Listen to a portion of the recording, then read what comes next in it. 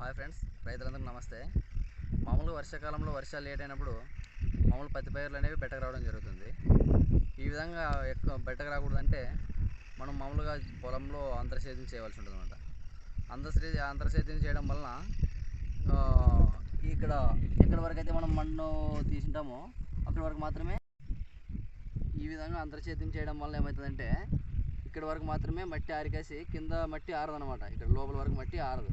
ఇది ఆరిపోవడం వల్ల పైరు అనేది ఎక్కువ రోజులు నిలిచి ఉంటుంది. లేదు అంతర్సేద్యం చేయకపోతే మట్టి ఈ ఎండ యొక్క సూర్యరశ్మి అనేది కింద వరకు పోతుంది అనమాట. కింద వరకు పోయి దాని యొక్క తేమని పైకి పీలుసుకుంటుంది. అందడం వల్ల ఎండిపోతాయి మొక్కలు అనేది ఎక్కువ రోజులు ఉండవు అనమాట. కాబట్టి ప్రతి ఒక్కరు అంతర్సేద్యం చేయవలసి ఉంటుంది. అంతేకాకుండా నత్రజని పొటాష్ కలిపిన మందు 10 రోజుల వ్యవధిలో 2 సార్లు స్ప్రే చేయడం వల్ల ఏమవుతుందంటే పత్తి అనేది బెట్టకు రాకుండా ఉంటుంది. వర్షం లేనప్పుడు బెట్టకు రాకుండా ఉంటుంది.